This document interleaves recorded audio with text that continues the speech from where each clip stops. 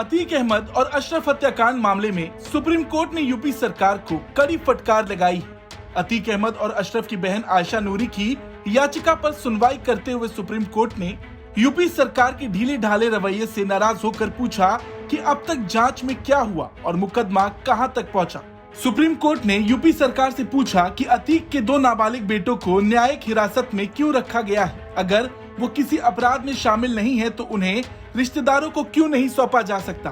Supreme court ने तो यहाँ तक कह दिया कि यह सिर्फ हाई प्रोफाइल केस का मामला नहीं है, ऐसी घटनाएं जेल में भी हो रही हैं। वो कौन लोग हैं जो इसे ट्रैक करते हैं। जेल से एक नेक्सस यानी मिली भगत के जरिए काम किया जा रहा है। सुप्रीम कोर्ट ने कानून व्यवस्था पर सवाल पूछते हुए कहा कि लोगों का भरोसा कैसे बहाल करेंगे, क्योंकि पुलिस तो वही है जिनकी निगरानी में जेल में भी ऐसी घटनाएं हो रही।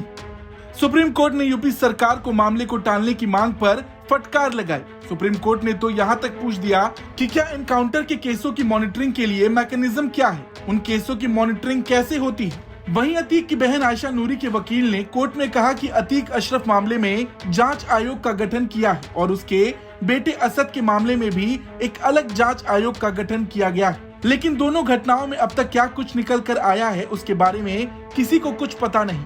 वहीं सुप्रीम कोर्ट ने यूपी सरकार को यह भी बताने को कहा कि विकास दुबे एनकाउंटर में गठित जस्टिस BS चौहान कमीशन की रिपोर्ट में दिए गए सुझावों को अब तक लागू किया गया या नहीं और यूपी से मुठभेड़ों की निगरानी की क्या व्यवस्था है। बता दें कि आयशा नूरी ने अपने दोनों भाइयों और भतीजे की हत्या के लिए यूपी और केंद्र सरकार दोनों को जिम्मेदार ठहराते हुए कोर्ट में याचिका दायर की थी।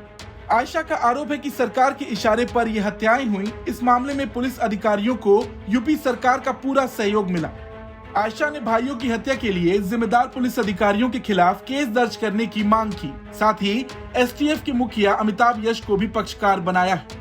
दिल्ली से संजय शर्मा की रिपोर्ट, यूपी तक।